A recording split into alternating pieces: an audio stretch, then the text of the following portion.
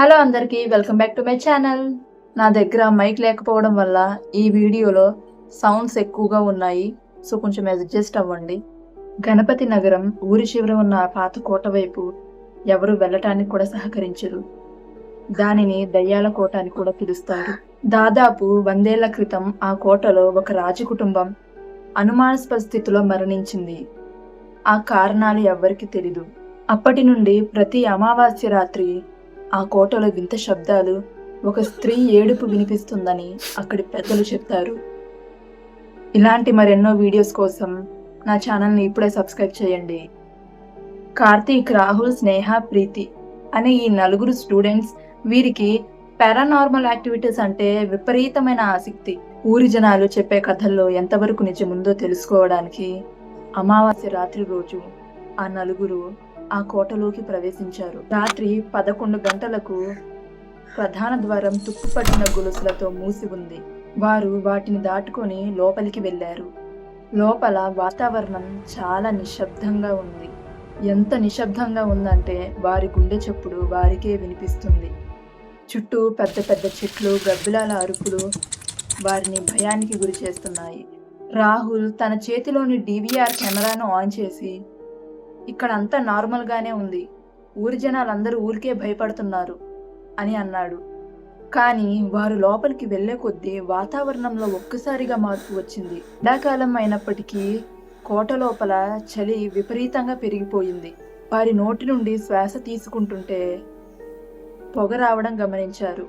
రాత్రి 11:45 కోట ప్రధాన హాల్లోకి చేరుకున్నప్పుడు స్నేహ వెనుకాల ఎవరో నడుస్తున్నట్లు అనిపించింది.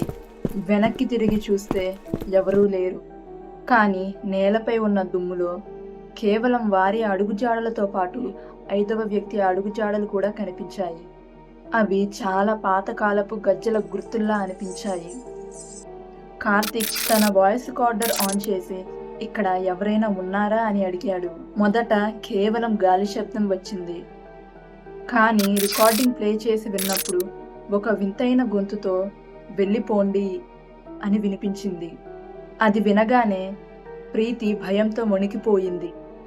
మనం ఇక్కడ నుండి వెళ్ళిపోదాం, ఇది అంత మంచి ప్రదేశం కాదు అని బతిమలాడింది. కానీ కార్తిక్, రాహుల్ వినలేదు. ఇంకొద్దిసేపు ఉండి చూద్దామన్నారు. అర్ధరాత్రి 12:30 వారు కోటపై అంతస్తులో ఉన్న రాణి అంతఃపురానికి వెళ్లారు. అక్కడ ఒక పెద్ద అద్దం ఉంది. అద్దం ముందు నిలబడి స్నేహ తన జుట్టు సర్దుకుంటుండగా అద్దంలో తన వెనక ఒక స్త్రీ నిలబడి ఉన్నట్లు అనిపించింది. ఆ స్త్రీ ముఖం పూర్తిగా కాలిపోయి కళ్ళు రక్తం రంగులో ఉన్నట్లు కనిపించింది. స్నేహ గట్టిగా అరిచి వెనక్కి పడిపోయింది. మిగతా వారు చూసేసరికి అద్దంలో ఏమీ లేదు. కానీ ఆ గదిలోని తలుపులు ఒక్కసారిగా గట్టి శబ్దంతో బంధించబడ్డాయి. లోపల ఉన్న లైట్లు, వారి చేతిలోని టార్చ్ లైట్లు అన్ని ఒక్కసారిగా ఆరిపోయాయి. పూర్తిగా చీకటి ఆవరించింది. చీకట్లో వారి చుట్టూ ఎవరో వేగంగా పరిగెత్తినట్లు శబ్దం వచ్చింది. గజ్జలు గల్లు గల్లు అనే చప్పుడు గదంతా ప్రతిధ్వనించింది. రాత్రి 1:15 టార్చ్ లైట్లు మళ్ళీ వెలిగేసరికి రాహుల్ అక్కడ లేడు. అతని కెమెరా మాత్రం నేలపై పడుంది. ఆ కెమెరా స్క్రీన్ వైపు చూసిన కార్తిక్ మొహం భయంతో తెల్లబడిపోయింది. కెమెరా రికార్డింగ్లో ఒక నల్లటి ఆకారం రాహుల్ మెడపట్టి గాల్లోకి లేపి చీకట్లోకి తీసుకువెళ్ళినట్టు కనిపించింది.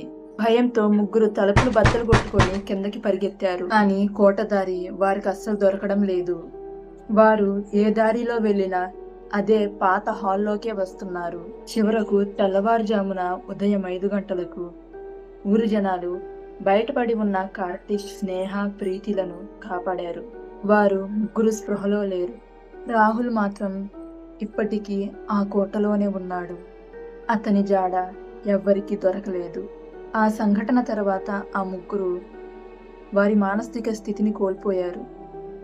గణపతి నగరం కోట ఇప్పటికీ అలానే ఉంది, తన తదుపరి బలి కోసం ఎదురు చూస్తూ. ఈ వీడియో మీకు నచ్చినట్లయితే లైక్ చేయండి, షేర్ చేయండి, సబ్స్క్రైబ్ చేయండి.